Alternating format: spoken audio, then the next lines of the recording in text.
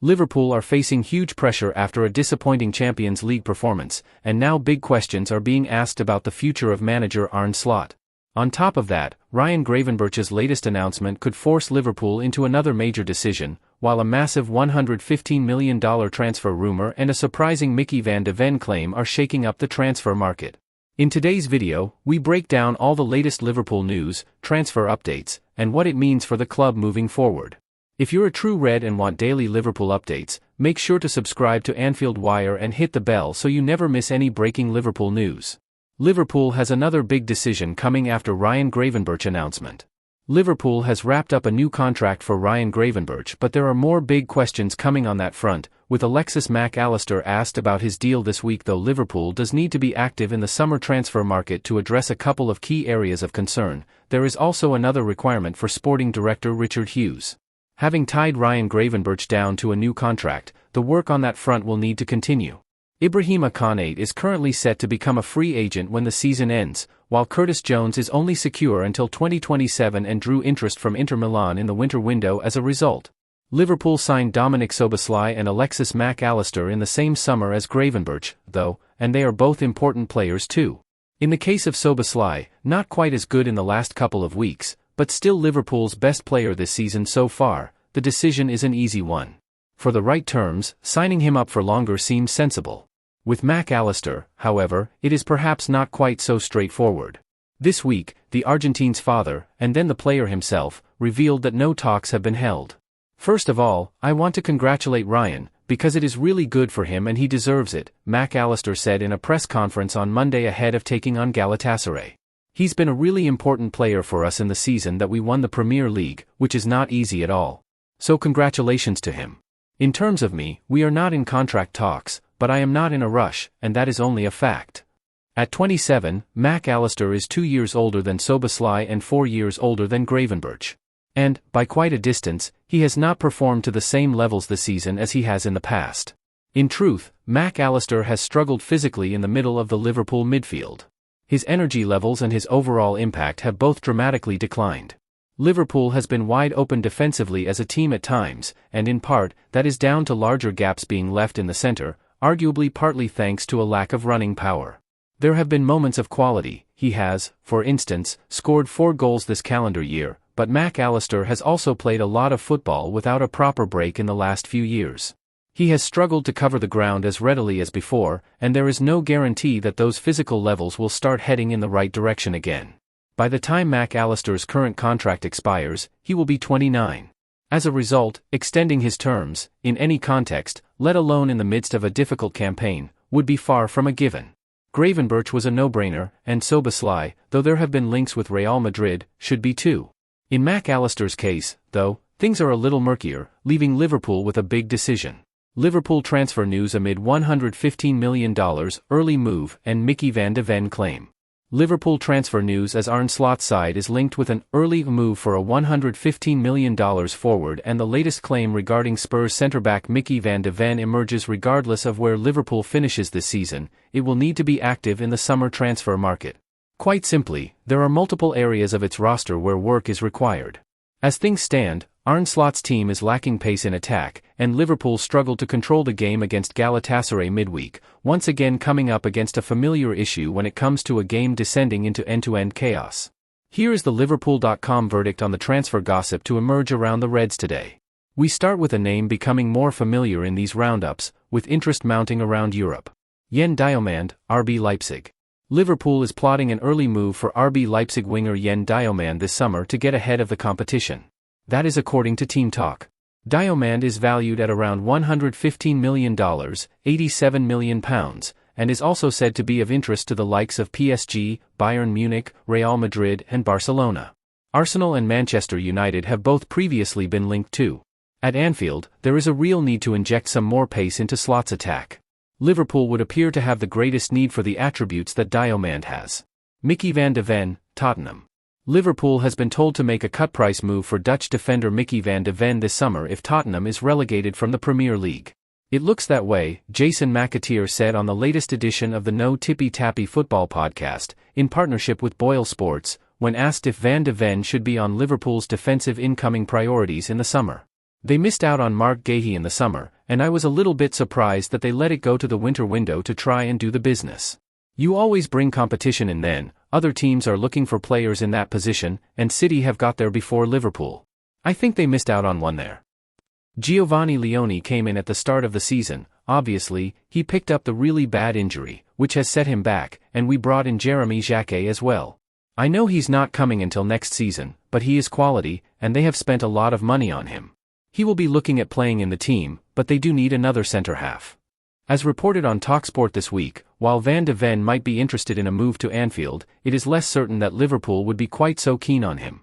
Arne Slot future debated as his time at Liverpool is coming to an end.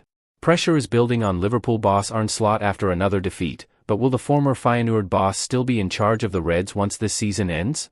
Liverpool suffered another setback on Tuesday, losing 1-0 to Galatasaray in Istanbul.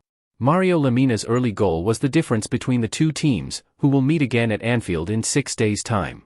The Reds are now in danger of an early exit from the Champions League, while their hopes of winning the FA Cup look bleak following the quarter-final draw, which pitted them against Pep Guardiola's Manchester City at the Etihad. Liverpool is also at risk of missing out on Champions League soccer next season. The Reds are 6th in the Premier League table, level on points with Chelsea in 5th and 3 points adrift of 4th-placed Aston Villa. So far, it's undoubtedly been a disappointing season for Liverpool. The Reds were supposed to be the favourites for the Premier League title after investing around $600 million on new talent last summer. Instead, they are 19 points behind first-placed Arsenal. It begs the question, should Arne Slot lose his job as a result of Liverpool's underwhelming season? Liverpool.com's writers have had their say on the matter. Matt Addison. Slot has made mistakes this season, no doubt, but not everything is on him. Getting into the Champions League, though, is the minimum requirement.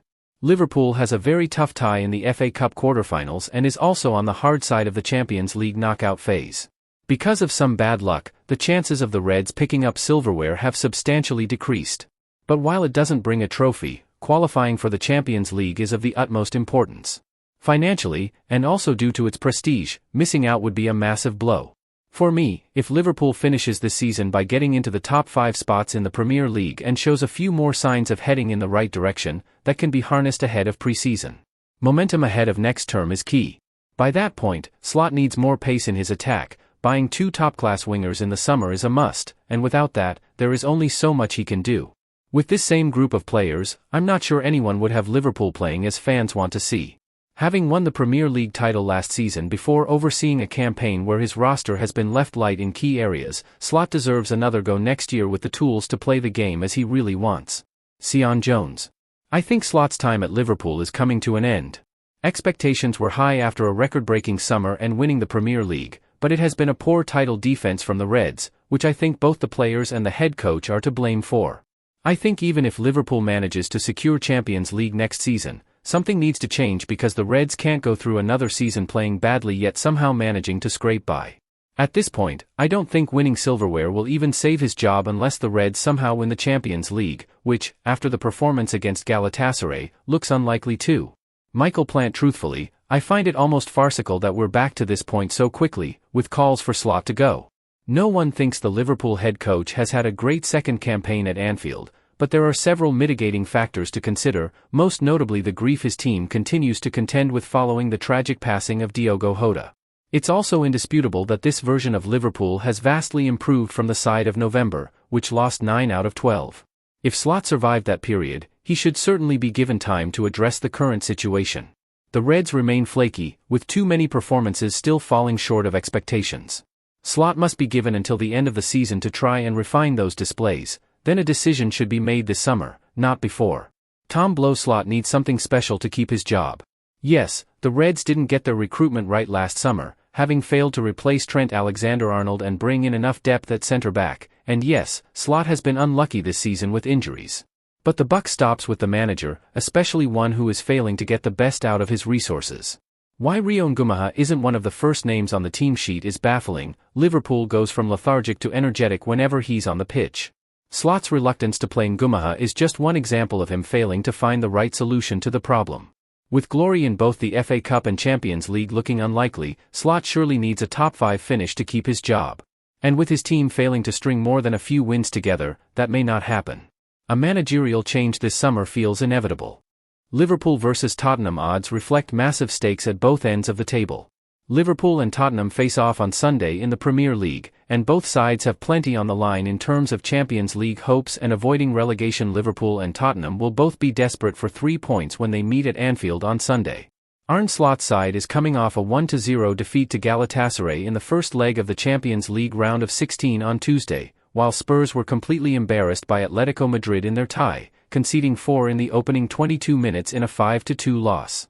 Before both teams get the opportunity to claw back in the second leg next week, they meet in a crucial Premier League fixture that could ultimately dictate their league finishing position. The Reds are -333, 3/10 favourites to take the 3 points, with Tottenham a +750, 15-2, shot to record a first domestic victory since December 28 of last year. A draw has odds of +500, 5-1. Given the form Spurs are in, anything other than 3 points for Slot's men will be viewed as a massive disappointment.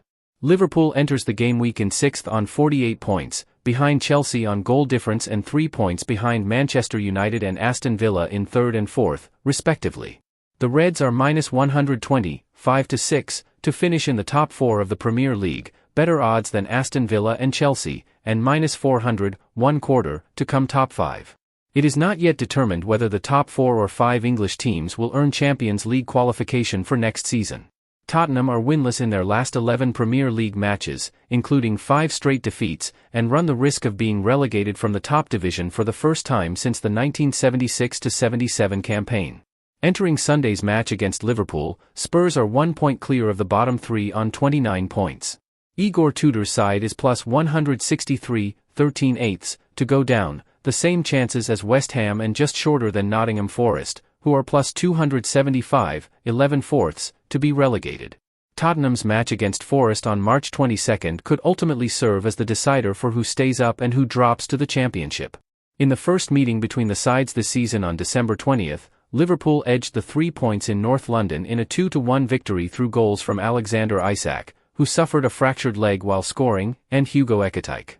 Richarlison got one back for the hosts in the 83rd minute, but it wasn't enough as 9-man Spurs were beaten. Liverpool joined in misery by Premier League rivals after woeful Champions League showing. Liverpool and the rest of the Premier League clubs had a week to forget in the Champions League, with the English contingent looking to make up significant ground next week. Liverpool was unable to get a positive result in the Champions League this week, losing 1-0 to Galatasaray. And it was far from the only English team to struggle. Not one Premier League side won in Europe in the first leg of their last 16 ties. Mario Lemina's header was the only goal of the game at Rams Park on Tuesday, before the other 5 teams either lost or drew. Chelsea looked to be holding PSG in Paris until a late collapse. Liam Rosinier's men ended up conceding 3 times late on to lose 5-2 at the Parc des Princes, giving themselves a mountain to climb at Stamford Bridge. As a result, it is likely that Liverpool will face a rematch with PSG should it progress past Galatasaray. The Anfield game is set for next Wednesday, with Victor Osimhen sending a message ahead of the second leg. "We are a family together with the Galatasaray fans," he said after the first game. "We did a very good job today. I think we can hurt Liverpool in the second leg. We have done a good job so far." Elsewhere, Real Madrid hammered Manchester City by 3 Federico Valverde goals in the first half. Vinicius Jr. missed a penalty in the second half, but it appears unlikely that the Spanish giant will be heading out. Earlier in the day, Arsenal could only draw 1-1 with Jarell Quansah's Bayer Leverkusen, with the German side conceding an equalizer late on when Noni Madueke was fouled inside the penalty area. After a fairly lengthy delay, Kai Havertz popped up with an important goal against his former club. Arsenal, as a result of that draw, will be the favourite to get through with the second game at the Emirates. Tottenham was well beaten by Atletico Madrid, with goalkeeper Antonin Kinski suffering a Loris Karius-like calamity. He was substituted after 15 minutes at the Metropolitano, having made a series of errors. Finally, Newcastle almost beat Barcelona, only for a late Lamine Yamal penalty to level things in that game. It is 1-1 heading into the reverse fixture at the Camp Nou. Given where things stand in the Champions League, only Arsenal should be confident of progressing. Liverpool, even the Galatasaray manager admitted, is the favourite to go through in its tie too. With a 3-goal deficit to overturn, Chelsea and Manchester City both look set to head out of the competition. Tottenham, almost certainly, is also set to depart, though that is no surprise. Newcastle got a good result, really, against Barcelona, but is very much the second favourite heading back to Spain without a lead to hold on to in that tie. With 6 goals scored and 16 conceded, it wasn't a good midweek for the Premier League continent, many of whose hopes of Champions League glory are hanging on by a thread.